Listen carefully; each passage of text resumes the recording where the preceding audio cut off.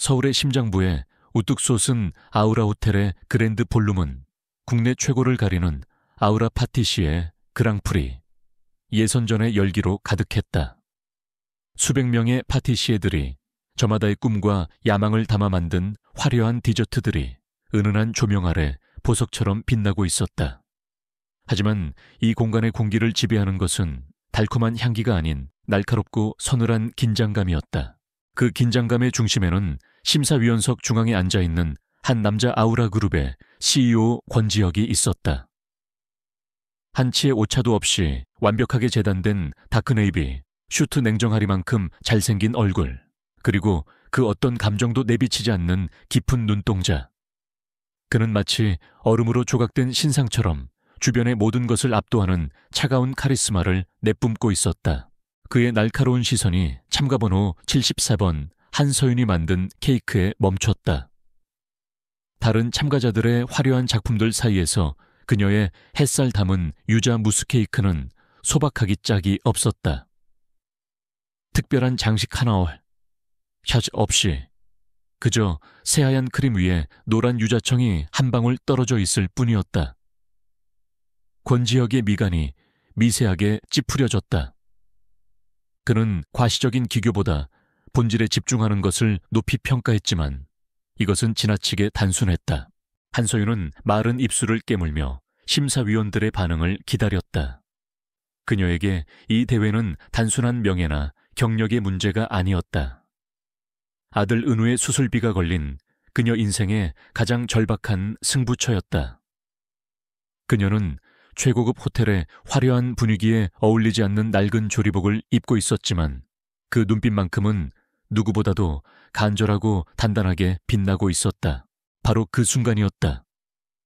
대회장의 육중한 문이 살짝 열리더니 작은 그림자 하나가 안으로 쏜살같이 달려들어왔다. 엄마를 찾아 두리번거리던 6살배기 한은우였다. 잠시 한눈을 판 사이에 친구의 손을 놓고 엄마가 있는 곳으로 달려온 것이었다. 아이는 화려한 대회장의 모습에 잠시 넋을 잃고 뛰다가 막 자리에서 일어나 다음 작품으로 이동하려던 권지혁의 다리에 그대로 부딪혔다. 작은 비명과 함께 아이가 바닥에 털썩 주저앉았다. 권지혁은 갑작스러운 충격에 잠시 휘청였다. 그의 완벽하게 통제된 세상에 침입한 이 작은 불청객에 대한 짜증이 치밀어 오르는 순간 그는 자신을 올려다보는 아이의 얼굴을 보았다. 그리고 그대로 얼어붙었다. 권지혁은 숨을 쉴 수가 없었다. 아이의 얼굴. 동그랗지만 고집스러워 보이는 눈매 오똑한 콧날, 꾹 담은 입술. 그것은 마치 오래된 앨범 속에서 방금 튀어나온 어린 시절의 자신을 보는 것 같았다. 머릿속이 새하얗게 비어버린 듯 그는 아무 생각도 할 수 없었다. 세상의 모든 소리가 사라지고 오직 자신과 똑 닮은 이 작은 아이만이 존재하는 것 같았다. 은우야, 바로 그때 날카로운 비명과 함께 한서윤이 달려왔다. 그녀는 아이를 일으켜 세우며 다친 곳은 없는지 살폈다. 죄송합니다. 정말 죄송합니다. 그녀는 고개를 숙인 채 연신 사과하며 감히 심사위원의 얼굴을 쳐다볼 엄두도 내지 못했다. 그녀는 이 한 번의 실수로 모든 것이 끝장날 수도 있다는 공포에 휩싸여 있었다. 하지만 권지혁은 그녀의 사과를 듣고 있지 않았다. 그는 자신의 귀를 의심했다. 지난 7년 동안 매일 밤 꿈속에서 그를 괴롭혔던 바로 그 목소리. 그가 미치도록 찾아 헤맸던 그러나 세상 어디에도 없었던 바로 그 사람. 그는 천천히 고개를 들어 사과하는 여자의 얼굴을 확인했다. 시간이 멈췄다. 그의 눈앞에 서 있는 사람은 7년 전 봄벚꽃 잎처럼 흔적도 없이 그의 인생에서 사라져버렸던 그의 첫사랑 한서윤이었다. 세월의 흔적이 희미하게 묻어 있었지만 여전히 그의 심장을 멎게 할 만큼 맑은 눈동자 굳게 담은 입술. 그녀가 맞았다. 권지혁의 서늘했던 눈동자가 지진이라도 일어난 듯 격렬하게 흔들렸다. 충격, 배신감, 그리움, 분노, 그리고 형언할 수 없는 고통이 한꺼번에 그의 심장을 덮쳤다. 한서윤 역시 고개를 들고 그와 눈이 마주친 순간 온몸의 피가 차갑게 식는 것을 느꼈다. 그녀가 평생을 피해 도망쳐왔던 과거가 그녀의 아들 손을 잡고 그녀의 눈앞에 서 있었다. 두 사람의 시선이 허공에서 부딪혔다. 그들 사이에는 권지혁의 어린 시절을 그대로 복사해 놓은 듯한 아이가 어리둥절한 표정으로 서 있었다. 수많은 의문과 고통스러운 진실이 그들의 침묵 속에서 폭풍처럼 휘몰아쳤다. 7년이라는 시간의 벽을 넘어 잔인한 운명은 가장 눈부시고 혼란스러운 방식으로 그들을 다시 만나게 했다. 그랜드 볼룸의 시간은 얼어붙은 듯했다. 권지혁과 한서윤, 그리고 두 사람을 놀랍도록 빼닮은 아이. 세 사람을 중심으로 형성된 기묘한 정적은 주변의 모든 소음을 집어삼켰다. 권지혁의 흔들리는 눈빛을 마주한 한서윤은 심장이 바닥으로 추락하는 것 같은 공포를 느꼈다. 그녀는 본능적으로 아들 은우를 자신의 등 뒤로 숨겼다. 마치 어미닭이 병아리를 지키려는 듯한 필사적인 몸짓이었다. 권지혁의 머릿속은 수천 개의 질문과 7년간 묵혀두었던 감정들이 뒤엉켜 폭발하기 직전이었다. 하지만 그는 아우라 그룹의 CEO였다. 그는 순식간에 자신의 얼굴에서 모든 감정을 지워버렸다. 그는 싸늘한 목소리로 옆에 있던 비서에게 명령했다. 심사를 잠시 중단하지. 저 참가자와 아이를 내 집무실로 데려와. 그의 목소리에는 거부할 수 없는 무게가 실려 있었다. 아우라 호텔 최고층에 위치한 CEO 집무실은 권지혁이라는 남자를 그대로 보여주는 공간이었다. 군더더기 없는 최고급 가구와 흑백톤의 인테리어, 그리고 도시 전체를 발 아래에 둔 거대한 통유리창. 이곳의 모든 것은 성공과 권력, 그리고 지독한 외로움을 상징하는 듯했다. 한서윤은 은우의 손을 꼭 쥔 채 마치 사형장에 끌려온 죄인처럼 그 앞에 섰다. 권지혁은 거대한 책상 뒤에 앉아 한참 동안 아무 말 없이 그녀를 바라보았다. 그의 시선은 그녀를 꿰뚫고 그녀가 숨기고 있는 모든 비밀을 파헤치려는 듯 날카로웠다. 마침내 그가 입을 열었다. 그의 목소리는 분노와 상처가 뒤섞여 쇳소리처럼 긁혔다. 7년이야. 네가 사라지고 7년이 흘렀어. 어디서 뭘 하고 지낸 거지? 서윤은 입술을 깨물었다. 뭐라고 대답해야 할까? 그녀의 머릿속은 새하얗게 비어버렸다. 그냥 평범하게 살았어요. 그녀의 목소리는 모기 소리만큼 작게 떨렸다. 그녀의 대답에 권지혁의 눈빛이 더욱 차가워졌다. 평범하게 말 한마디 없이 사라져 놓고 내가 너를 어떻게 찾아다녔는지 알기나 해. 그의 목소리가 조금씩 높아지기 시작했다. 그의 분노 어린 얼굴을 보자 서윤의 머릿속에 잊고 있던 과거의 기억이 파편처럼 떠올랐다. 7년 전 아직은 쌀쌀했던 봄날의 대학 캠퍼스. 도서관 창가에 앉아 과제 때문에 끙끙대던 그녀에게 까칠하기로 유명했던 경영학과의 권지혁이 다가왔다. 그는 무심한 표정으로 그녀 앞에 커피 한 잔을 놓으며 말했다. 그렇게 멍청하게 앉아 있을 거면 차라리 따뜻한 거라도 마시면서 해. 그게 그들의 시작이었다. 다시 현실로 돌아온 서윤은 고개를 숙였다. 과거를 떠올리는 것은 사치였다. 그녀는 지금 아들을 지켜야 했다. 권지혁의 시선이 그녀의 등 뒤에 숨어있는 은우에게로 향했다. 그리고 저 아이. 누구 아이야? 그의 질문은 예리한 칼날이 되어 그녀의 심장을 파고들었다. 제 아들이에요. 서윤은 필사적으로 대답했다. 당신과는 아무 상관이 없어. 권지혁이 자리에서 일어나 그녀에게로 천천히 다가왔다. 그의 큰 그림자가 그녀와 은우를 완전히 집어삼켰다. 내 눈을 보고 다시 말해봐. 저 아이가 나와 아무 상관이 없다고. 그는 은우의 앞에 무릎을 굽혀 아이와 눈을 맞췄다. 은우는 낯선 남자의 위압적인 분위기에 겁을 먹으면서도 호기심 어린 눈으로 그를 빤히 쳐다보았다. 너무나도 닮은 두 개의 시선이 허공에서 마주쳤다. 서윤은 공포에 질려 은우를 자신의 품으로 끌어안았다. 이 아이를 빼앗길 수 없었다. 이 아이는 그녀의 세상 전부였다. 그녀의 머릿속에 또 다른 기억이 스쳐 지나갔다. 7년 전 뱃속에 작은 생명이 자라고 있다는 것을 알게 된 직후 그녀는 권지혁의 어머니에게 불려갔다. 차가운 호텔 스위트룸에서 그의 어머니는 서윤에게 돈 봉투와 함께 비행기표를 내밀었다. 내 아들 인생에서 당장 사라져 주렴. 이 아이는 절대 우리 가문의 사람이 될 수 없어. 그의 어머니의 목소리는 우아했지만 칼날보다 차가웠다. 만약 네가 욕심을 부린다면 지혁이의 미래는 물론 내 뱃속의 아이까지 불행하게 만들 자신이 있단다. 그 협박은 그녀의 모든 것을 앗아갔다. 그녀는 지혁을 그리고 뱃속의 아이를 지키기 위해 도망치는 것 말고는 아무것도 할 수 없었다. 나가주세요. 서윤이 떨리는 목소리로 말했다. 더 이상 드릴 말씀 없습니다. 대회는 포기하겠습니다. 그녀는 은우의 손을 잡고 돌아서려 했다. 하지만 권지혁이 그녀의 팔을 붙잡았다. 그의 소나기는 쇠사슬처럼 단단했다.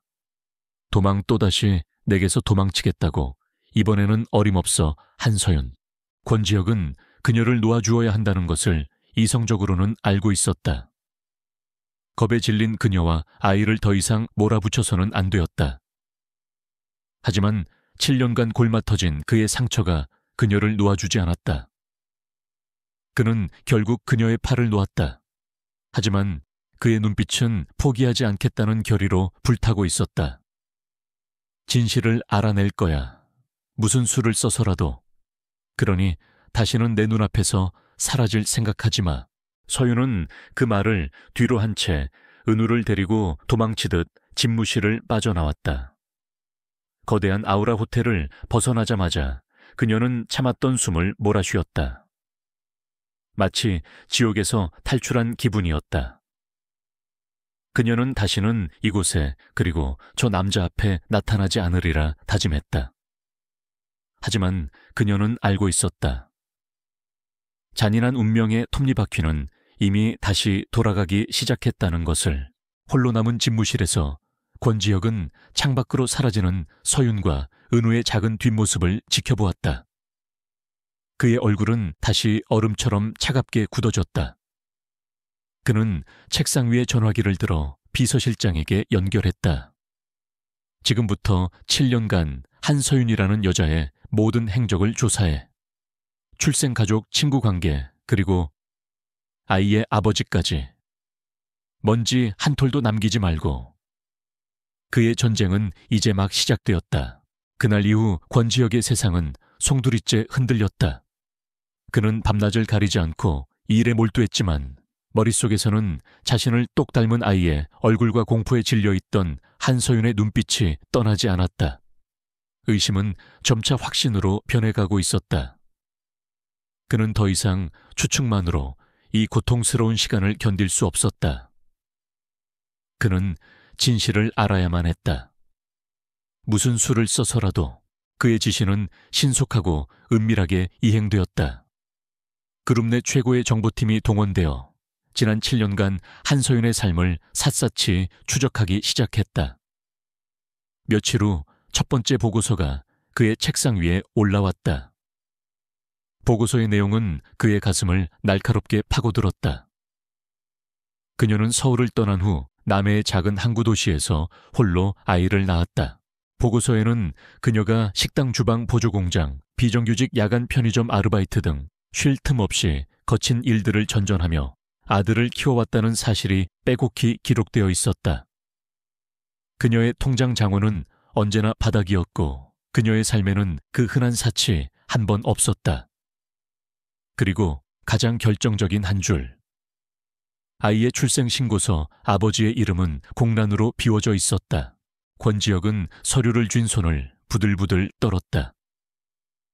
아이가 태어난 시점은 그녀가 떠나고 약 9달 후. 모든 것이 맞아떨어지고 있었다. 그의 심장의 분노와 죄책감이 동시에 폭풍처럼 휘몰아쳤다. 자신이 안락한 집무실에서 그녀를 원망하고 그리워하는 동안 그녀는 세상의 가장 낮은 곳에서 홀로 그들의 아이를 지켜내고 있었던 것이다. 그는 즉시 추가 지시를 내렸다. 아이의 건강 상태를 알아봐. 특히 병원 기록을. 그리고 그녀가 더 이상 도망칠 생각을 하지 못하도록 하지만 그녀가 눈치채지 못하게 조용히 지켜봐. 그의 목소리에는 이제 분노보다 더 깊은 무언가를 지켜야만 한다는 절박함이 묻어났다. 같은 시각 한서윤은 자신의 작은 옥탑방에서 잠든 은우의 얼굴을 내려다보고 있었다. 아이의 숨소리는 새근새근 고르게 들렸지만 그녀의 마음은 지옥과 같았다. 권지혁과의 재회는 잊고 있던 과거의 악몽을 다시 불러왔다. 그녀는 당장이라도 짐을 싸서 어디론가 떠나야 한다고 생각했지만 은우의 병원비라는 현실의 벽은 너무나도 높았다. 그녀는 책상 서랍에서 낡은 통장과 병원비 청구서들을 꺼내보았다. 곧 다가올 은우의 심장 수술. 그녀가 밤낮으로 일해서 모은 돈으로는 턱없이 부족했다. 아우라 호텔의 대회는 그녀에게 유일한 동아줄이었다. 하지만 이제 그 동아줄은 그녀의 목을 조르는 올가미가 되어버렸다. 권지혁이 있는 곳으로 다시 돌아갈 수는 없었다. 며칠 뒤 아우라 그룹의 또 다른 축인 오수진이 권지혁의 집무실을 찾았다. 태양그룹의 외동딸이자 정략적으로 그와 약혼한 사이인 그녀는 언제나처럼 화려하고 당당했다. 지혁 씨, 요즘 무슨 일 있어요? 곧 있을 우리 약혼식 파티 준비는 제대로 보고 있는 거예요. 그녀는 그의 책상에 앉으며 소유욕이 가득한 눈으로 그를 바라보았다. 그녀는 그가 변했다는 것을 즉시 알아차렸다. 언제나 일에만 미쳐있던 그였지만 지금의 그는 다른 종류의 폭풍 속에 있는 듯했다. 그의 눈빛은 더 깊어졌고 때로는 위험할 정도로 날카롭게 번뜩였다. 여자의 직감은 그 변화의 원인이 다른 여자와 관련되어 있을 것이라고 경고하고 있었다. 오수진의 의심은 곧 사실로 드러났다. 그녀는 우연히 권지혁의 책상 위에서 한서윤이라는 이름이 적힌 서류를 발견했다. 7년 전 자신의 손으로 직접 짓밟아 그의 인생에서 지워버렸던 바로 그 이름. 그녀는 온몸의 피가 차갑게 식는 것을 느꼈다. 그 천박한 계집이 다시 나타난 것이다. 그녀는 자신의 완벽한 계획에 흠집이 가는 것을 용납할 수 없었다. 그녀는 즉시 사람을 시켜 권지혁의 뒷조사를 시작했다. 그리고 얼마 지나지 않아 아우라 파티시에 그랑프리에서 있었던 소동과 권지혁을 꼭 닮은 아이의 존재까지 알게 되었다. 그녀의 아름다운 얼굴이 질투와 분노로 흉측하게 일그러졌다. 감히 내 것을 넘봐. 그녀는 7년 전보다 훨씬 더 잔인한 방법으로 이번에야말로 한서윤의 숨통을 완전히 끊어놓기로 결심했다. 권지혁의 책상 위로 두 번째 보고서가 도착했다. 보고서에는 은우의 병명과 함께 공원에서 밝게 웃고 있는 아이의 사진들이 여러 장 첨부되어 있었다. 그는 사진 속에서 웃고 있는 아이의 얼굴에서 눈을 뗄 수가 없었다. 자신과 똑같은 미소. 그 미소를 보는 순간 그의 마음속에 있던 마지막 의심의 벽마저 무너져 내렸다. 그는 더 이상 망설일 수 없었다. 그녀를 찾아가 모든 것을 추궁하고 아이를 데려오는 것은 간단했다. 하지만 그는 지난 며칠간 그녀가 겪었을 공포와 절망을 생각했다. 섣부른 접근은 그녀를 더 깊은 절벽으로 내몰 뿐이었다. 그는 다른 방법을 찾아야만 했다. 그녀가 스스로 자신에게 다가오게 만들 거부할 수 없는 이유를. 그의 시선이 아우라 파티시에 그랑프리의 홍보 책제에 머물렀다. 바로 저곳이었다. 그들의 비극이 다시 시작된 곳에서 그는 모든 것을 되돌려 놓을 것이다. 며칠 동안 한서윤은 깊은 고민에 빠졌다. 권지혁의 서늘한 경고가 귓가를 맴돌았고 다시는 그와 엮이지 않으리라 다짐했다. 하지만 현실은 냉혹했다. 수술 날짜는 다가오고 아들 은우는 아무것도 모른 채 해맑게 웃고 있었다.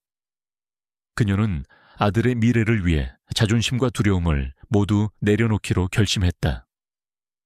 그녀는 다시 지옥으로 아우라파티시에 그랑프리 2차 예선전이 열리는 그곳으로 돌아가기로 했다.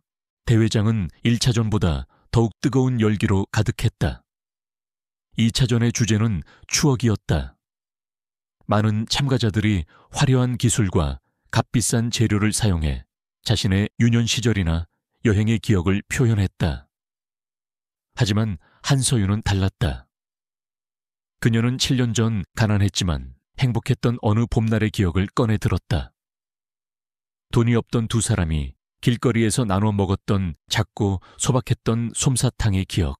그녀가 만든 디저트는 첫눈의 구름이라는 이름의 머랭 케이크였다. 겉보기에는 솜사탕처럼 부드러운 머랭 덩어리에 불과했지만 그 안에는 상큼한 레몬 커드와 향긋한 엘더플라워 시럽이 숨겨져 있었다. 한 입 베어 무는 순간 입안에서 눈처럼 사르르 녹아내리며 달콤함과 아련한 향기가 동시에 퍼져나가는 추억 그 자체를 맛으로 구현한 작품이었다. 심사위원석에 앉은 권지혁은 그녀의 작품을 받아들고 잠시 말을 잃었다. 첫눈의 구름. 그것은 7년 전 서윤이 그에게 처음으로 지어준 별명이었다. 차갑고 다가가기 힘든 첫인상이었지만 알고 보니 구름처럼 부드럽고 따뜻한 사람이었다는 의미였다. 그는 떨리는 손으로 케이크를 한 입 떠먹었다. 그 순간 그의 혀끝에서 잊고 있던 미각의 기억이 되살아났다. 7년 전 벚꽃이 흩날리던 거리에서 서윤이 그의 입에 넣어주었던 솜사탕의 맛. 그리고 그 위에 겹쳐지는 그녀만이 만들 수 있는 상큼하고도 깊은 풍미. 그는 심장이 멎는 것 같았다. 이것은 단순한 디저트가 아니었다. 그녀가 그에게 보내는 혹은 그녀 자신도 모르게 흘려버린 과거의 편지였다. 그는 고개를 들어 서윤을 바라보았다. 그녀는 애써 그의 시선을 피하고 있었다. 하지만 그는 알 수 있었다. 그녀 역시 그들의 과거를 잊지 못했다는 것을. 그의 가슴 속에서 차가운 분노와 뜨거운 그리움이 다시 한번 격렬하게 부딪혔다. 결과는 당연히 한서윤의 압도적인 1위였다. 다른 심사위원들과 비평가들은 그녀의 독창성과 스토리가 담긴 맛에 극찬을 아끼지 않았다. 대회가 끝나고 권지혁은 비서를 통해 한서윤에게 개인적인 만남을 요청했다. 그는 더 이상 그녀를 몰아붙이는 방식으로는 진실을 얻어낼 수 없다는 것을 깨달았다. 그는 전술을 바꾸기로 했다. 이번에는 위협이 아닌 거부할 수 없는 제안을 통해서였다. 그들은 호텔 내의 조용한 프라이빗 라운지에서 마주 앉았다. 권지혁은 먼저 그녀의 재능을 칭찬했다. 오늘 당신의 디저트는 완벽했어. 당신은 단순히 기술만 좋은 파티시에가 아니야. 사람의 마음을 움직이는 힘을 가졌어. 그의 칭찬에 서윤은 오히려 더 불안해졌다. 그녀는 이 남자가 아무 대가 없이 호의를 베풀 리 없다는 것을 잘 알고 있었다. 아니나 다를까 그의 본론이 이어졌다. 아우라 그룹에서 당신에게 투자하고 싶어. 이 대회의 결과와는 상관없이 당신의 이름으로 된 부티크 베이커리를 열어주지. 임대료, 인테리어 재료 마케팅까지 모든 걸 지원하겠어. 그의 제안에 서윤은 자신의 귀를 의심했다. 그것은 가난한 파티시에인 그녀가 평생 꿈꿔왔던 그야말로 꿈같은 제안이었다. 그 제안을 받아들이면 은우의 수술비는 물론 안정적인 미래까지 보장받을 수 있었다. 한순간 그녀의 마음이 거세게 흔들렸다. 하지만 그녀는 그의 눈빛 속에 숨겨진 날카로운 의도를 놓치지 않았다. 조건이 있겠죠. 그녀가 떨리는 목소리로 묻자 권지혁의 얼굴에 차가운 미소가 어렸다. 그는 테이블 위로 몸을 기울이며 그녀의 눈을 똑바로 쳐다보았다. 그의 목소리는 낮고 단호했다. 그래, 조건이 있어. 내가 당신에게 이 모든 것을 주는 대신 당신은 내게 진실을 줘야 해. 그는 잠시 말을 끊었다가 그녀의 심장을 꿰뚫는 질문을 던졌다. 한은 후, 내 아들인가? 그의 직설적인 질문에 서윤은 온몸의 피가 역류하는 것 같았다. 올 것이 오고야 말았다. 그는 이미 모든 것을 알고 있는 듯했다. 그녀의 침묵은 긍정이나 마찬가지였다. 그녀는 이제 선택의 기로에 섰다. 아들의 미래를 위해 그의 제안을 받아들이고 모든 비밀을 실토할 것인가? 아니면 마지막 남은 자존심과 아들을 지키기 위해 모든 것을 포기하고 다시 도망칠 것인가? 그녀는 대답하지 못했다. 그녀의 흔들리는 눈동자를 보며 권지혁은 자신이 이겼다고 생각했다. 그는 그녀에게 생각할 시간을 주겠다며 자리에서 일어났다. 내일 전곡까지 대답해 주어. 당신의 대답에 당신과 그 아이의 미래가 걸려있다는 걸 잊지 마. 그는 잔인한 말을 남기고 라운지를 떠났다. 홀로 남은 서윤은 차갑게 식어버린 찻잔을 든 채 걷잡을 수 없는 혼란 속에서 무너져 내렸다. 오수진은 자신의 펜트하우스에서 막 도착한 보고서를 읽고 있었다. 보고서에는 한서윤과 어린아들 은우의 사진이 여러 장 담겨 있었다. 권지혁의 어릴 적 모습을 그대로 빼다 박은 아이. 그녀의 완벽하게 관리된 얼굴 위로 지독한 분노와 굴욕감이 스쳐 지나갔다. 7년 전 벌레처럼 밟아 없앴다고 생각했던 여자가 감히 자신의 남자를 빼앗을 결정적인 무기를 들고 다시 나타난 것이다. 그녀는 이대로 권지혁이 진실을 알게 되고 자신의 자리가 위협받는 것을 결코 용납할 수 없었다. 그녀는 7년 전보다 훨씬 더 교활하고 잔인한 방법을 사용하기로 마음먹었다. 한서윤의 재능이나 진실 따위는 중요하지 않았다. 대중이 그녀를 어떻게 생각하게 만드느냐가 중요했다. 그녀는 여론이라는 가장 강력한 무기로 한서윤의 사회적 생명을 끊어놓기로 결심했다. 오수진의 손가락이 우아하게 움직였다. 그녀는 자신이 관리하는 연예부 기자에게 전화를 걸어 교묘하게 편집된 정보와 거짓으로 꾸며낸 내부 제보를 흘렸다. 그녀의 의도는 명확했다. 한서윤을 아우라 그룹의 후계자를 꼬드기기 위해 의도적으로 접근한 아이를 이용하는 파렴치한 미혼모로 만드는 것이었다. 다음 날 아침 인터넷 연애 섹션은 폭탄을 맞은 듯한 기사로 도배되었다. 단독 아우라 파티 시에 그랑프리의 신데렐라 알고 보니 신분 상승 노리는 계획된 접근 기사는 한서윤의 어려운 가정 환경, 7년 전의 갑작스러운 잠적, 그리고 권지혁 대표와 꼭 닮은 아들의 존재를 자극적으로 엮어 보도했다. 기사는 삽시간에 온라인 커뮤니티와 소셜미디어를 통해 퍼져나갔다. 대중의 반응은 잔인할 정도로 즉각적이었다. 그녀의 재능을 칭찬하던 목소리는 온데간데 없고 그녀를 향한 비난과 인신공격이 쏟아졌다. 그녀의 신상 정보가 인터넷에 유출되었고 그녀의 낡은 옥탑방 사진까지 공개되며 조롱거리로 전락했다. 대회장에 나타난 한서윤을 바라보는 동료 참가자들의 시선은 경멸과 질투로 가득했다. 어제까지 그녀의 재능을 우러러보던 시선들은 이제 그녀를 불결한 사기꾼으로 취급했다. 그녀는 자신을 향해 쏟아지는 수많은 독화살을 맨몸으로 맞으며 차가운 시멘트 바닥에 내동댕이 쳐진 기분이었다. 권지혁은 자신의 사무실에서 이 모든 상황을 보고받고 있었다. 기사를 읽어 내려가는 그의 얼굴은 분노로 차갑게 굳어졌다. 그는 이 추악한 연극의 연출가가 누구인지 즉시 알아차렸다. 7년 전 자신의 어머니가 서윤에게 했던 짓과 너무나도 똑같은 방식. 오수진이 벌인 짓이라는 것에는 의심의 여지가 없었다. 이것은 한서윤을 향한 공격이 아니라 자신과 그리고 자신의 아들일지도 모를 아이를 향한 정면 도전이었다. 그의 안에서 잠자고 있던 야수가 깨어났다. 그는 즉시 아우라 그룹의 법무팀과 홍보팀을 소집했다. 지금 당장 해당 기사를 쓴 언론사와 기자에게 명예훼손으로 최고에게 소송을 제기해. 모든 포털 사이트에서 관련 기사와 악성 댓글을 삭제하고 유포자들을 추적해서 법적 책임을 물어. 그의 목소리는 강철처럼 차갑고 단호했다. 그는 오수진에게 직접 전화를 걸었다. 그의 목소리에는 단 한 톨의 감정도 실려있지 않았다. 네가 한 짓이지.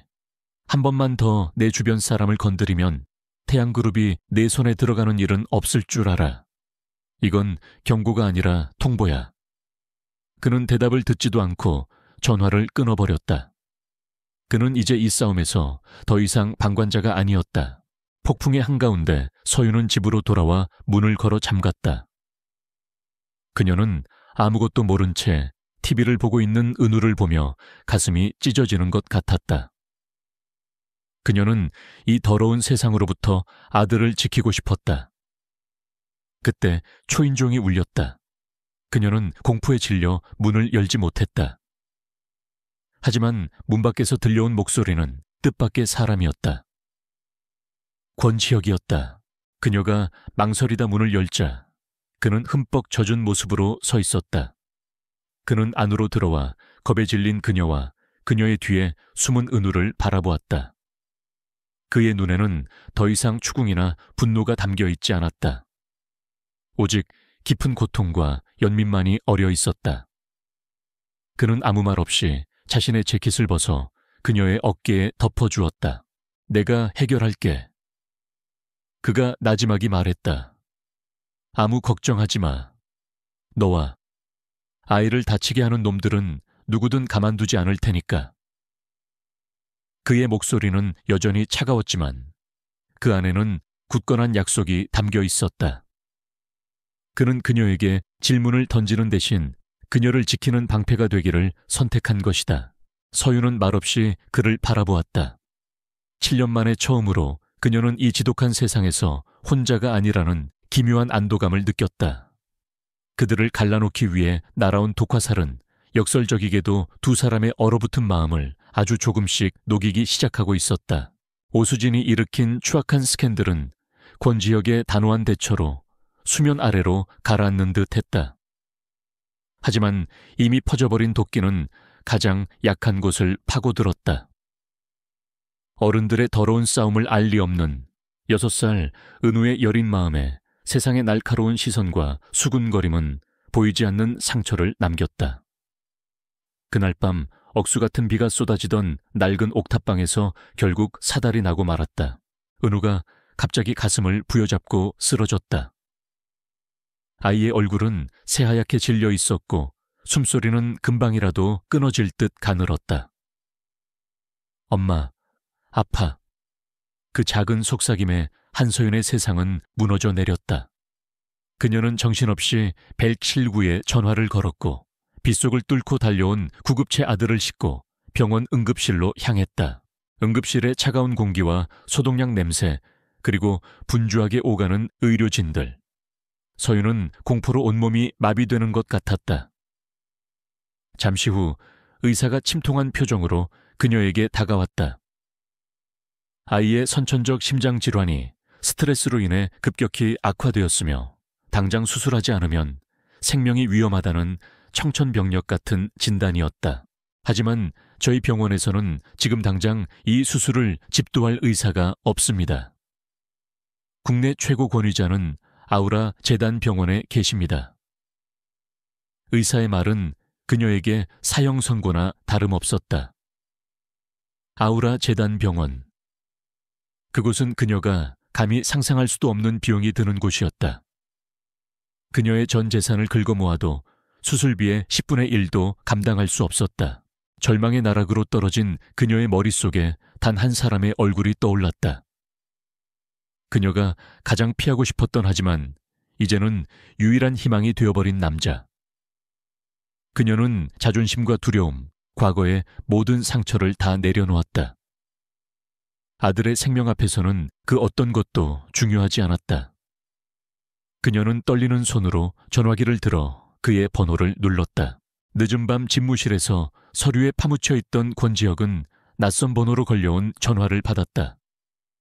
수화기 너머로 들려온 것은 서윤의 울음 섞인 목소리였다. 지혁 씨, 은우가 아파요. 제발 살려주세요. 그녀는 병원 이름을 말하고는 더 이상 말을 잇지 못했다. 하지만 그것으로 충분했다. 권지혁은 모든 것을 내던지고 병원으로 향했다. 그가 응급실에 도착했을 때 서윤은 넋이 나간 사람처럼 수술실 앞 의자에 주저앉아 있었다. 그는 지체 없이 병원장을 호출했고 자신의 모든 권한을 동원해 최고의 의료팀을 소집했다. 복잡한 수술 준비와 비용 문제는 그의 전화 한 통으로 몇 분 만에 일사천리로 해결되었다. 수술실에 붉은 등이 켜지고 은우가 안으로 들어갔다. 이제 텅 빈 복되는 권지혁과 한서윤 단 두 사람만이 남았다. 창밖에서는 여전히 거센 비가 창문을 두드리고 있었다.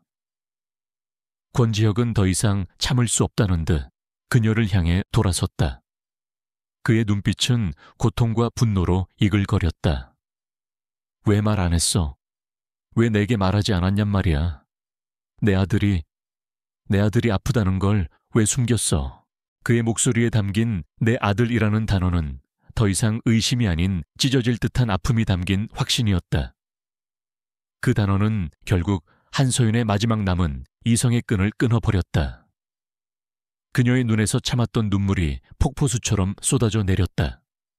그녀는 흐느끼며 지난 7년간 그녀의 가슴을 짓눌러왔던 모든 진실을 토해내기 시작했다. 미안해요. 그녀는 울음 섞인 목소리로 말했다. 은우, 당신 아들 맞아요. 그녀는 7년 전 그날의 일을 고백했다. 임신 사실을 알게 된 직후 권지혁의 어머니와 오수진에게 불려가 모욕과 협박을 당했던 일. 그의 미래를 망치고 싶지 않으면 아이와 함께 영원히 사라지라는 잔인한 요구. 그녀가 그를 지키기 위해 그리고 뱃속의 아이를 지키기 위해 도망칠 수밖에 없었던 이유를 서윤의 고백을 듣는 동안 권지혁의 세상은 산산이 부서졌다. 다시 재조립되는 것 같았다. 그녀를 향했던 분노와 원망은 흔적도 없이 사라지고 그 자리에는 그녀가 겪었을 고통에 대한 미안함과 자신을 기만해 온 가족에 대한 지독한 배신감이 채워졌다. 그녀는 그를 배신한 것이 아니었다. 그녀는 그를 위해 그리고 그들의 아이를 위해 모든 것을 희생했던 것이다. 그는 아무 말 없이 그녀의 옆에 앉았다. 어설픈 위로의 말은 아무 의미도 없었다. 그는 그저 그녀의 곁을 지켰다. 수술실의 붉은 등은 여전히 꺼지지 않고 있었다. 칠흑 같은 절망의 시간 속에서 두 사람은 처음으로 같은 고통을 공유하며 서로의 존재를 의지하고 있었다. 진실은 밝혀졌고 이제 남은 것은 심판뿐이었다. 그의 가슴 속에서 차갑고 무자비한 분노가 조용히 타오르기 시작했다. 몇 시간에 걸친 피말리는 기다림 끝에 마침내 수술실의 붉은 등이 꺼졌다. 수술을 집도한 의사가 지친 얼굴로 걸어 나오며 수술이 성공적으로 끝났고 아이의 상태가 안정적이라고 말했다. 그 말을 듣는 순간 한서윤의 다리에 힘이 풀리며 그 자리에 주저앉았다. 권지혁은 그런 그녀를 부축할 생각도 잊은 채 중환자실 유리창 너머로 옮겨지는 작은 아이에게서 시선을 떼지 못했다. 각종 의료기기에 둘러싸여 잠들어 있는 작은 생명. 자신의 피를 나눈 아들. 7년 만에 처음으로 마주한 아들의 모습은 그의 심장을 갈갈이 찢어 놓는 동시에 이제껏 느껴보지 못했던 뜨거운 무언가를 끌어오르게 했다. 그것은 아버지로서의 본능이자 자신의 아이와 아이의 어머니를 지옥으로 내몬 자들을 향한 지독한 분노였다. 안도의 한숨은 곧바로 차가운 분노로 바뀌었다. 그는 병원 복도에서 자신의 아버지인 권 회장에게 전화를 걸어 모든 사실을 알렸다. 수화기 너머로 들려오는 아버지의 충격과 분노를 뒤로 한 채 그는 다음으로 태양그룹의 오 회장에게 전화를 걸었다. 그의 목소리는 얼음장처럼 차가웠다. 오 회장님, 저 권지혁입니다. 수진 씨와의 약혼은 오늘부로 없던 일로 하겠습니다. 이유는 따님에게 직접 들으시죠. 잠시 후 소식을 듣고 병원으로 한 걸음에 달려온 오수진이 그의 앞에 나타났다. 그녀는 여전히 상황 파악을 하지 못한 채 상처받은 약혼녀를 연기하려 했다. 지혁 씨, 이게 다 무슨 일이에요? 저 여자랑 아이 때문에. 지금 저한테 이러시는 거예요. 그녀의 위선적인 모습에 권지혁은 실수했다. 그는 더 이상 그녀와 말을 섞을 가치도 느끼지 못했다. 그는 오직 얼음처럼 차가운 목소리로 선언했다. 네가 한 짓을 전부 알고 있어. 넌 내가 사랑했던 여자를 쫓아냈을 뿐만 아니라 내 아들까지 죽일 뻔했어. 그의 눈빛은 경멸과 혐오로 가득했다. 약혼은 끝났어. 그리고 오늘부터 아우라 그룹과 태양 그룹은 전쟁을 시작한다. 그 말을 끝으로 그는 자신의 어머니에게도 전화를 걸어 의절을 통보했다. 7년간 자신을 기만하고 사랑하는 사람들을 고통 속에 몰아넣은 이들을 그는 더 이상 가족으로 인정할 수 없었다. 모든 관계를 정리한 그는 곧바로 자신의 사무실로 돌아와 아우라 그룹의 핵심 전략팀을 소집했다. 그의 눈은 이제 슬픔이 아닌 적의 심장을 꿰뚫으려는 맹수의 눈빛으로 번뜩이고 있었다. 지금까지의 권지혁은 안정적인 성장을 추구하는 냉철한 경영자였다. 하지만 지금 그는 자신의 제국이 가진 모든 힘을 동원하여 적을 섬멸하려는 무자비한 정복자로 변했다. 지금부터 태양그룹의 모든 사업 영역에 대한 공격을 개시한다. 자금, 인력 정보 등 우리가 가진 모든 것을 총동원해 권지혁의 선전포고와 함께 대한민국 재계에 전례 없는 전쟁이 시작되었다. 아우라 그룹은 막대한 자금력을 이용해 태양그룹의 주력 계열사에 대한 적대적 M&A를 시도했다. 태양그룹의 주가는 연일 폭락했고 투자자들은 공황 상태에 빠졌다. 동시에 아우라가 가진 글로벌 유통망을 이용해 태양그룹의 핵심 사업인 호텔과 면세점의 공급망을 차단하고 고립시켰다. 그의 공격은 여기서 그치지 않았다. 그는 과거 한소연의 뒷조사를 했던 정보팀을 역으로 이용해 태양그룹이 수년간 저질러온 비자금 조성과 탈세 혐의를 포착했다. 이 정보는 언론을 통해 대대적으로 보도되었고 태양그룹의 깨끗했던 이미지는 하루아침에 부패의 온상으로 추락했다. 재계는 권지혁의 무자비하고 속도감 있는 공격에 경악을 금치 못했다. 오수진과 그녀의 아버지는 속수무책으로 당했다. 그들이 방역하려 할 때마다 권지혁은 이미 한 수 앞을 내다보고 그들의 퇴로를 막아버렸다.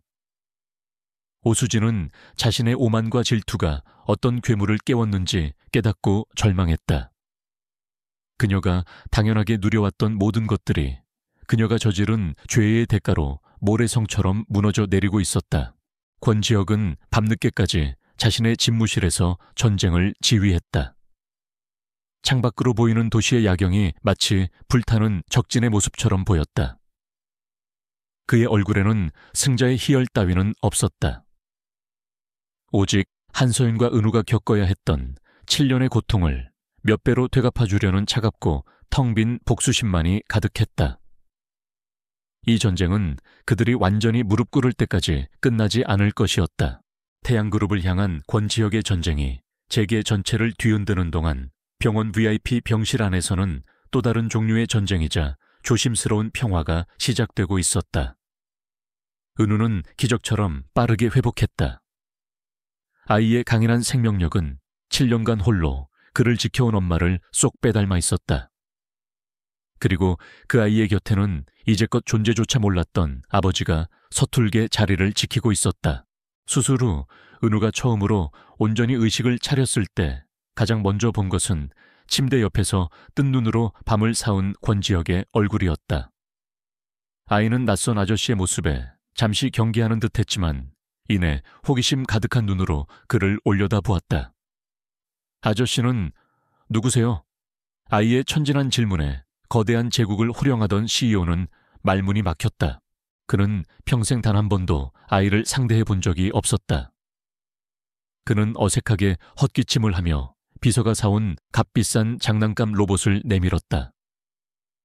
하지만 은우는 로봇에는 관심도 없다는 듯 그를 빤히 쳐다보며 다시 물었다.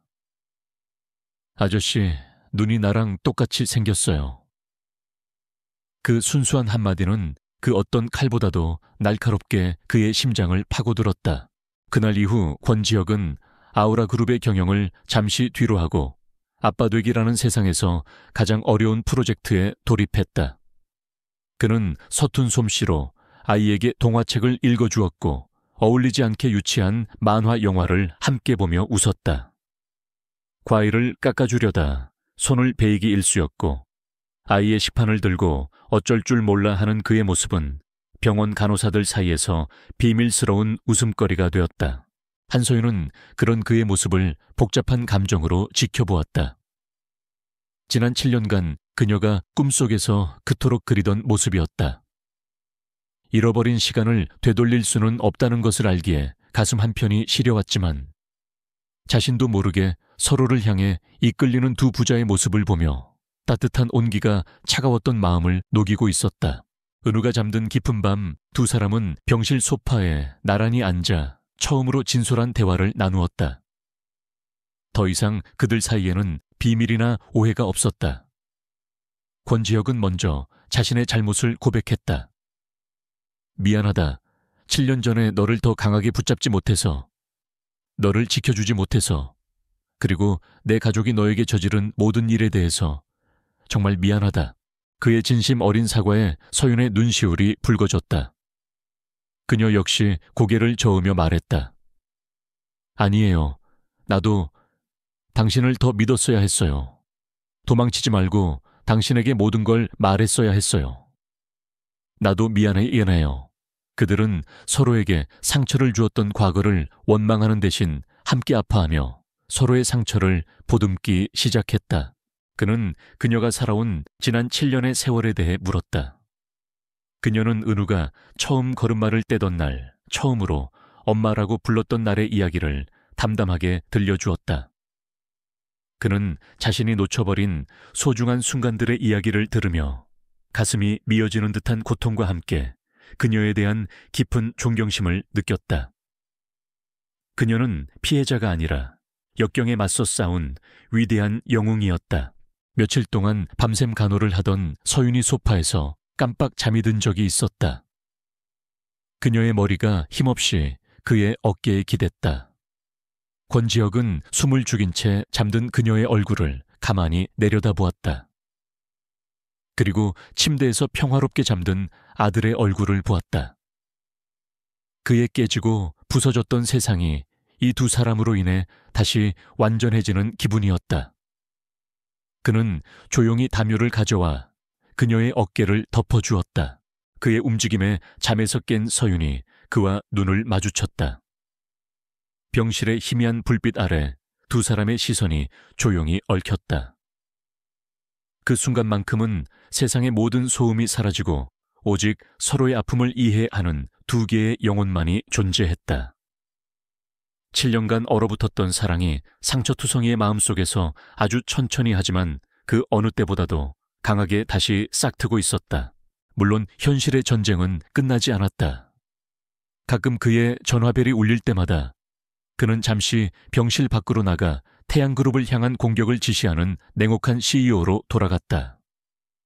하지만 그는 곧바로 돌아와 아들의 손을 잡고 동화책을 읽어주는 다정한 아버지의 모습으로 되돌아왔다. 이제 그에게는 싸워야 할 이유와 지켜야 할 세상이 명확해졌다. 마침내 은우가 퇴원하는 날이 왔다.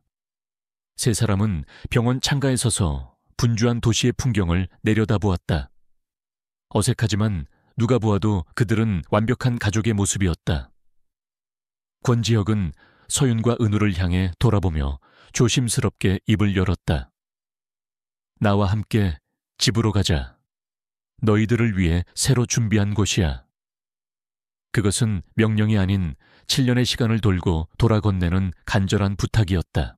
권지혁이 마련해준 새로운 집은 서울 시내가 내려다 보이는 언덕 위에 위치한 작지만 햇살이 가득한 곳이었다. 그곳에서 세 사람은 처음으로 어설픈 가족의 일상을 시작했다. 권지혁은 태양그룹과의 전쟁을 계속 지휘하면서도 틈틈이 시간을 내어 은우와 놀아주었고 서윤이 해주는 따뜻한 집밥을 먹으며 7년 만에 처음으로 집이라는 온기를 느꼈다. 상처 입은 영혼들이 서로를 보듬으며 조심스럽게 행복을 쌓아가고 있었다. 하지만 그들의 위태로운 평화는 오래가지 못했다. 권지혁의 무자비한 공격에 태양그룹은 부도 직전까지 내몰렸고 오수진은 모든 것을 잃을 위기에 처했다. 아버지에게도 버림받고 재계의 웃음거리가 된 그녀의 이성은 마침내 증오와 집착에 잠식당하고 말았다. 그녀는 자신이 가질 수 없다면 부숴버리기로 결심했다. 그녀는 권지혁과 한서윤에게 가장 끔찍한 고통을 안겨줄 마지막 도박을 계획했다. 그날 오후 서윤은 은우와 함께 동네 공원에서 한가로운 시간을 보내고 있었다. 잠시 은우가 좋아하는 아이스크림을 사러 간 사이 벤치에 혼자 남아있던 은우에게 친절한 미소를 지닌 낯선 남녀가 다가왔다. 그리고 몇 분 후 서윤이 돌아왔을 때 벤치 위에는 아이스크림을 기다리던 아들 대신 차갑게 식어가는 공기만이 남아있었다. 서윤의 세상이 다시 한번 무너져 내렸다. 그녀는 정신을 잃고 아들의 이름을 부르며 공원을 헤맸지만 아이의 흔적은 어디에도 없었다. 그녀는 공포에 질려 떨리는 손으로 권지혁에게 전화를 걸었다. 거의 같은 시각 권지혁의 전화기에도 발신자 표시 제한으로 전화가 한 통 걸려왔다. 수화기 너머에서는 얼음처럼 차가운 오수진의 목소리가 들려왔다. 네 아들 내가 데리고 있어. 그녀의 목소리는 광기로 가득 차 있었다. 살리고 싶으면 당장 태양그룹에 대한 공격을 멈추고 네가 가진 아우라그룹의 지분 절반을 내게 넘겨. 그리고 한서윤 그 계집을 당장 이 나라에서 떠나게 해. 경찰에 신고하면 나 아들은 내일 아침 차가운 시신으로 발견될 거야. 그녀의 잔인한 협박에 권지혁의 머릿속 피가 거꾸로 솟구쳤다. 하지만 그는 당황하지 않았다. 오히려 그의 머리는 얼음처럼 차가워졌다. 그는 수화기 너머의 그녀를 안정시키기 위해 일단 그녀의 요구를 모두 들어주는 척했다. 동시에 그는 다른 손으로 자신의 비서실장에게 음성통화를 추적하고 아이를 구출하기 위한 비상작전을 개시하라는 비밀 신호를 보냈다. 서윤아 괜찮아. 우리가 반드시 은우를 되찾을 거야. 나만 믿어. 그는 겁에 질린 서윤을 다독이며 그녀에게는 없는 강인한 믿음을 심어주었다. 이제 그는 단순한 경영자가 아니었다. 자신의 새끼를 구하기 위해 목숨을 거는 늑대였다. 그의 지휘 아래 아우라그룹의 모든 정보망과 인력이 은우를 찾기 위해 총동원되었다. 시간은 속절없이 흘러갔다. 1시간, 2시간. 서윤은 피가 마르는 고통 속에서 기다렸고 지혁은 초 단위로 보고를 받으며 오수진의 위치를 좁혀나갔다. 마침내 최첨단 위치 추적 기술을 통해 그들이 강원도의 한적한 호숫가에 위치한 태양그룹의 비밀 별장에 은신해 있다는 사실을 알아냈다. 권지혁은 경찰을 기다리지 않았다. 그는 자신의 최정예 보안팀 소수만을 이끌고 직접 헬리콥터에 올랐다. 그는 더 이상 단 한순간도 지체할 수 없었다. 칠흑 같은 어둠을 뚫고 헬기는 소리 없이 별장 근처 숲에 착륙했다. 그는 짐승처럼 조용하고 신속하게 별장으로 침투했다. 별장 거실 오수진은 겁에 질려 우는 은우를 붙잡고 미친 사람처럼 웃고 있었다. 이제 모든 게 내 것이 될 거야. 그녀가 광기 어린 독백을 내뱉는 순간 별장의 유리창이 깨지며 검은 그림자들이 안으로 쏟아져 들어왔다. 그리고 그 선두에는 지독한 분노로 이글거리는 눈빛의 권지혁이 서 있었다. 수진아, 모든 건 끝났어. 그의 목소리는 사형 선고처럼 차갑게 울렸다. 오수진은 마지막 발악으로 아이의 목에 날카로운 유리 조각을 겨누었다. 오지마 오면 이 아이를 죽여버릴 거야. 하지만 지혁은 당황하지 않았다. 그가 오수진과 대치하며 시선을 끄는 사이 그의 팀원 하나가 소리 없이 그녀의 등 뒤로 접근했다. 찰나의 순간 팀원이 그녀의 팔을 낚아챘고 지역은 번개처럼 달려들어 그녀의 품에서 은우를 구해냈다. 아빠. 은우는 공포 속에서도 아빠의 품에 안기자 엉엉 울음을 터뜨렸다. 모든 것을 잃은 오수진은 붙잡힌 채 저주를 퍼부으며 발악했다. 잠시 후 멀리서 경찰 사이렌 소리가 요란하게 울려 퍼지기 시작했다. 모든 소동이 끝나고 지역은 아들을 품에 꼭 안은 채 별장을 걸어 나왔다. 숲길 저편에서 서윤이 미친 듯이 달려오고 있었다. 그녀는 아들의 모습을 확인하고 나서야 다리에 힘이 풀려 주저앉았다. 지역은 아들을 안은 채 그녀에게 다가가 남은 팔로 그녀의 어깨를 감싸 안았다. 세 사람은 칠흑 같은 어둠 속에서 서로의 온기를 느끼며 한참 동안 그렇게 부둥켜 안고 있었다. 마지막 시련이 끝나는 순간이었다. 오수진의 마지막 발악은 그녀 자신의 완전한 파멸로 끝을 맺었다. 납치 및 협박 혐의로 체포된 그녀는 법의 엄중한 심판을 받았다. 이미 권지혁의 공격으로 무너져 내린 태양그룹은 그녀의 범죄가 세상에 알려지자 회생 불가능한 타격을 입었고 결국 역사의 뒤양일로 사라졌다. 길고 길었던 악몽은 마침내 끝이 났다. 시간이 흘렀다. 세상의 소란이 잠잠해지고 세 사람은 조용한 일상 속에서 서로의 상처를 보듬기 시작했다. 권지혁은 아우라그룹의 회장으로서 바쁜 나날을 보내면서도 매일 저녁에는 반드시 집으로 돌아와 평범한 아빠가 되었다. 그는 아들 은우와 함께 목욕을 하고 동화책을 읽어주며 잠이 드는 7년간 놓쳐버렸던 소중한 순간들을 하나하나 채워나갔다. 한서윤은 더 이상 과거의 그림자에 갇혀있지 않았다. 그녀는 권지혁의 굳건한 사랑과 아들의 해맑은 웃음 속에서 잃어버렸던 자신의 모습을 되찾았다. 그녀는 다시 케이크를 만들기 시작했다. 이제 그녀의 디저트에는 슬픔이나 아픔 대신 행복과 사랑이라는 새로운 레시피가 더해졌다. 세 사람은 그렇게 보통의 가족들처럼 웃고 때로는 다투기도 하며 서로에게 없어서는 안 될 존재가 되어갔다. 어느 따스한 봄날 은우의 7번째 생일이었다. 권지혁은 거창한 파티 대신 세 사람만의 조촐한 축하 자리를 마련했다. 그가 서툰 솜씨로 직접 끓인 미역국과 서윤이 아들을 위해 만든 세상에 하나뿐인 케이크가 전부였지만 그 어떤 화려한 만찬보다도 따뜻했다. 촛불을 끄고 행복하게 웃는 아들을 바라보던 권지혁은 문득 자리에서 일어나 서윤의 앞에 한쪽 무릎을 꿇었다. 그는 화려한 보석 반지 대신 그들의 추억이 담긴 작은 솜사탕 모양의 펜던트를 꺼내 들었다. 서윤아, 7년이라는 긴 시간을 돌아서 여기까지 왔어. 더 이상 너와 은우를 혼자 두지 않을게. 내 아내가 되어줄래. 그리고 은우의 진짜 아빠가 될 기회를 줄래. 그의 목소리는 떨리고 있었지만 그 눈빛은 세상에서 가장 진실했다. 서윤은 눈물을 흘리며 고개를 끄덕였다.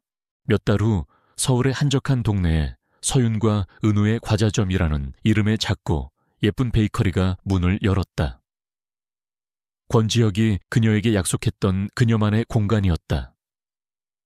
가게의 오픈을 축하하는 거창한 행사 대신 그들은 동네 주민들을 초대해 무료로 빵과 케이크를 나누어주는 작은 파티를 열었다. 그날 아우라그룹의 냉철한 CEO 권지혁은 말끔한 슈트 대신 우스꽝스러운 곰돌이 앞치마를 두르고 있었다. 그는 밀려드는 손님들에게 직접 빵을 포장해주고 아이들에게 쿠키를 나눠주며 환하게 웃었다. 그 모습은 다음날 신문 한 면을 장식하며 대한민국 전체를 놀라게 했다. 가게를 찾은 기자들 앞에서 권지혁은 더 이상 아무것도 숨기지 않았다. 그는 서윤의 허리를 감싸 안고 자신의 품에 안긴 은우의 머리를 쓰다듬으며 세상에 선언했다. 소개합니다. 제가 평생을 사랑할 아내 한서윤과 제 목숨보다 소중한 아들 권은우입니다. 제 진짜 가족입니다. 그의 당당한 고백에 카메라는 쉴 새 없이 플래시를 터뜨렸다. 파티가 끝나고 가게에는 세 사람만이 남았다. 창밖으로는 따스한 저녁 노을이 지고 있었고 가게 안은 갓 구운 빵 냄새로 가득했다. 은우가 장난스럽게 아빠의 코에 밀가루를 묻혔고 그것을 시작으로 세 사람의 행복한 밀가루 전쟁이 시작되었다. 하얀 밀가루를 뒤집어 쓴 채 서로를 보며 웃는 그들의 모습은 세상에서 가장 아름다운 그림이었다. 권지혁은 밀가루 범벅이 된 차에 행복하게 웃고 있는 서윤과 은우를 바라보았다. 그는 깨달았다. 자신이 평생을 찾아 헤맸던 진정한 성공과 재국은 화려한 호텔이나 높은 빌딩이 아니라 바로 이 작고 따뜻한 공간에 있다는 것을. 시끄럽고 어지럽고 하지만 더없이 사랑스러운 이 순간이야말로 그의 모든 것이었다. 과거의 상처는 아물었고 잔인했던 운명은 마침내 그들에게 가장 달콤한 행복을 선물했다.